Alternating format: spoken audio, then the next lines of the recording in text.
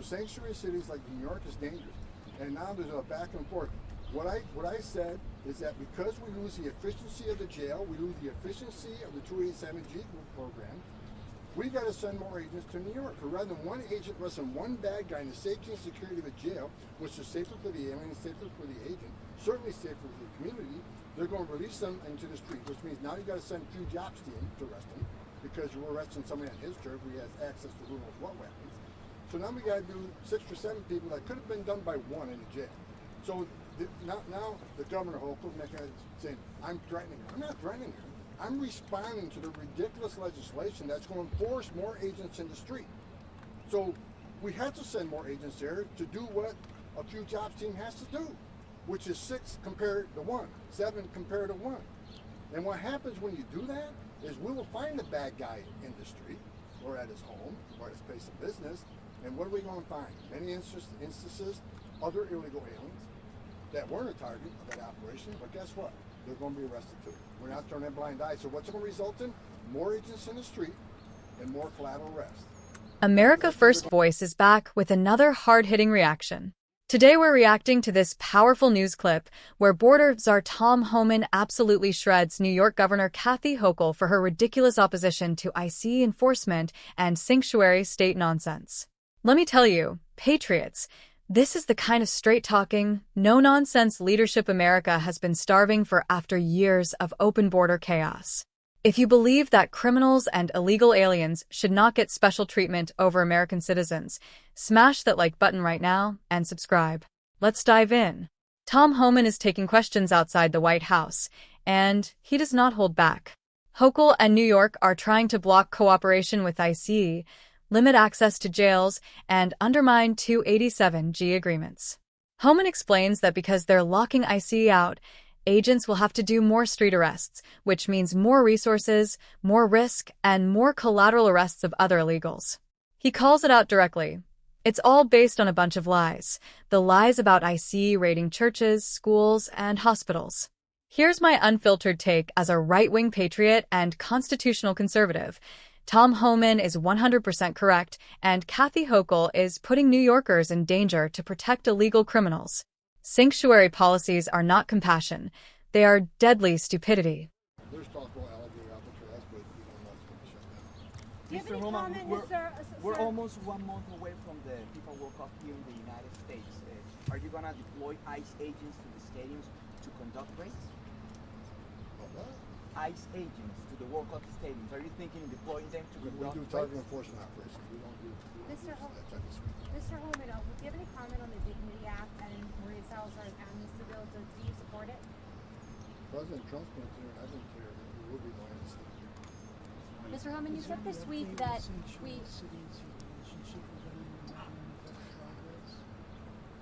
No, I think New York's getting ready to sign legislation that we have 287G agreements in some sheriffs in New York, and New York's getting ready to sign legislation that is going to end those agreements. They're going to end any cooperation with local law enforcement and ICE. They're even going to stop us from buying beds to hold illegal aliens, which means several things. Okay, if you want to do that, we'll simply fly them out of the state. Rather than keeping them in the local community and the families and attorneys, we'll arrest them and fly them to Texas. I mean, I don't see how that is good for anybody. But, you know, Governor Hochul has said, pull back her clips from the past year. ICE should be concentrating on criminals. ICE should be concentrating on criminals. I support that. Well, how do you square that while locking us out of jail? How do you square that with ending 287G? And it's all based on a bunch of lies. The lies from the left that says ICE is out of, ICE is arresting people in churches and schools and hospitals. And I challenge anybody, any of you, give me one example where ICE has arrested somebody in a church. Give me one example we arrested anybody inside a hospital or elementary school. The only people that violated the sanctuary of the church was Don Lemon and that group. We have not. We try now look, let me make it clear. If you're a significant public safety threat or national security threat, there's no sanctuary in this country. If we can find you, we're going to find you. But we try very hard to do things the right way and not have to go into an elementary school or a church. And the numbers prove it. We look at the numbers, and the other thing, about, presidents can't weaken mass deportation. Another mystery. You look at the numbers right now. About 60% of people arrested is criminal, 40% not criminal. I think that's a pretty good mix. Should it be 40% criminals and 6% not criminals? No. The president's keeping to his commitment. We're going to prioritize the public safety threats. That's exactly what we're doing. For sanctuary cities like New York is dangerous. And now there's a back and forth. What I said is that because we lose the efficiency of the jail, we lose the efficiency of the 287G program, we got to send more agents to New York. Or rather than one agent arresting one bad guy in the safety and security of a jail, which is safer for the alien, safer for the agent, certainly safer for the community, they're going to release them into the street, which means now you got to send a few jobs to him to arrest him, because you're arresting somebody on his turf who has access to who knows what weapons. So now we got to do 6 or 7 people that could have been done by one in the jail. So now the governor Hochul saying, I'm threatening him. I'm not threatening him. I'm responding to the ridiculous legislation that's going to enforce more agents in the street. So we have to send more agents there to do what a few jobs team has to do, which is 6 compared to 1, 7 compared to 1. And what happens when you do that is we will find the bad guy in the street or at his home or at his place of business. And what are we going to find? Many instances, other illegal aliens that weren't a target of that operation, but guess what? They're going to be arrested too. We're not turning a blind eye. So what's it going to result in? More agents in the street and more collateral arrests. That's what they're going to do. What would your advice be to the UK with our illegal migration? Take a page out of the Trump playbook. Most secure border in the history of this nation. How have you done that? Huh? How have you done that? We can't get it right in the UK.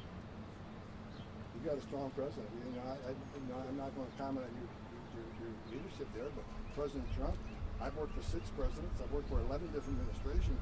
No one does it better than President Trump because he put America first. He shut the border down, and we got the most secure border in history. We got a record number of deportations this past year.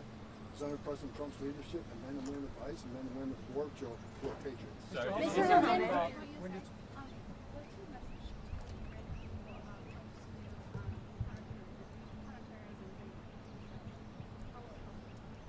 I'm not in the group on it. It's kind of out of my sandbox. I'm a border guy, immigration guy, so I'm not going to comment. I don't know enough about the specifics.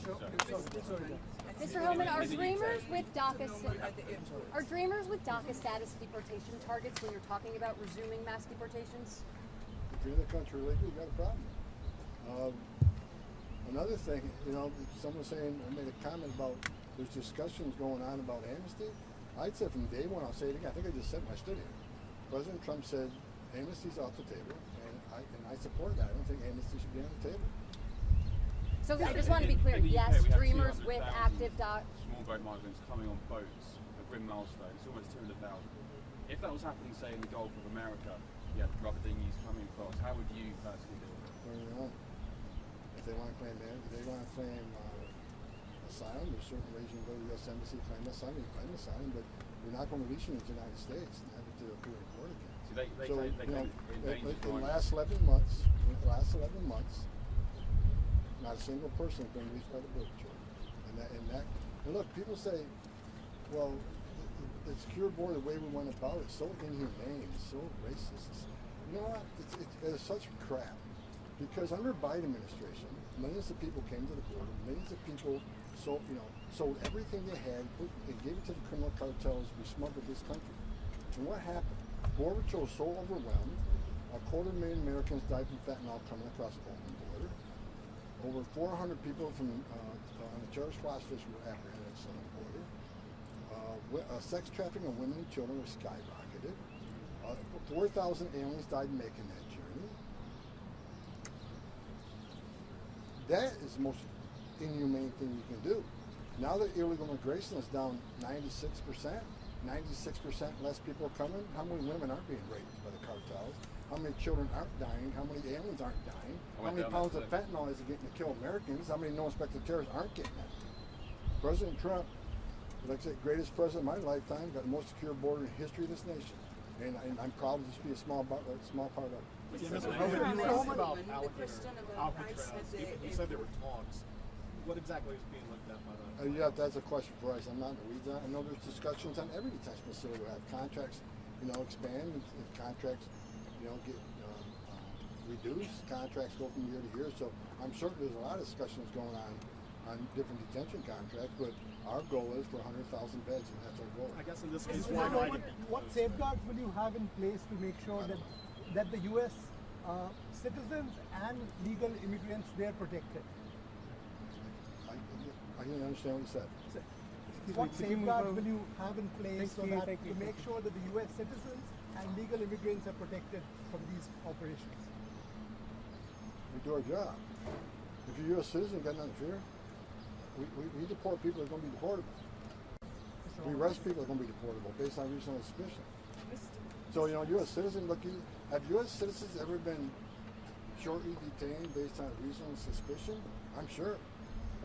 If you got reasonable suspicion, and once you do that, and you need reasonable suspicion for a short detention, a short interview, and once it's determined, okay, you're not the guy we're looking for, they're released. But we don't deport U.S. citizens. Mr. Homan, when you hire Alcatraz, is it sustainable to keep operating it? Is it too expensive to operate it? And how successful do you think it's been? Look, I appreciate Governor DeSantis coming up, helping us with the detention calls. Look, there's a whole process going on right now on the future detention and the building out 100,000 beds. So that is in the mix amongst a lot of facilities, and I'm not in the weeds on that right now, but I appreciate Governor DeSantis not only for helping us with beds, but what he did in Florida. I mean, every chief and every sheriff is working with us down there, which is complete opposite of New York. And what does that mean? It means we need less resources in Florida than we do in sanctuary cities because of that very reason. They are accepting our retainers. They are working with us to meet public safety threats. And let me be clear, we have never asked any police agency to be immigration officers. We're just saying if you lock somebody in a jail cell that's illegal in the United States, why didn't you lock them up? You chose to lock him up. Well, apparently he's a public safety threat, and he's in the country illegally. When you're done with it, simply give him to us. So some people say, well, we can't hire detainers. We're illegal. Okay. What's illegal about calling us before you release them? Let us know you release them today, we'll be able to get them. They don't have to hold them a minute past they were normally home.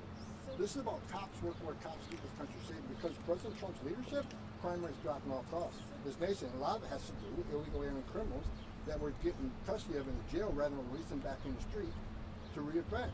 And these sanctuary cities will push the message, well, we're a welcoming community. We want victims and witnesses that are here illegally to feel free to come report crime without the fear we're working with ICE. That is a bunch of bullcrap. Because victims and witnesses of crime don't want the bad guy back in the neighborhood either. And we're not interested in victim witness of crime. We're interested in the criminal that you arrested and locked into a jail cell. That's who we want to talk to. So the dynamic you talked about is the possibility of shutting alligator Alcatraz. I'm going to answer this question. There's discussions going on about detention contracts, expansion, reduction, building up new facilities. It's a whole mix, and I can sit here for 5 hours and tell you all the discussions we're having, but we're talking about a lot of detention facilities. Mr. Homan, when you say mass cartels and drugs, what are you doing to stop those drugs coming in by land? Because President Trump has mentioned drugs coming in by sea, but what about those drugs coming in by land? We're stopping more than we've ever stopped before. And why is that? Because we don't have that humanitarian crisis, that open border that Biden administration did that took 70% of agents off the line. And that's an exact number. During the Biden administration, right around 70% of agents were taken off patrol to deal with the overcrowding.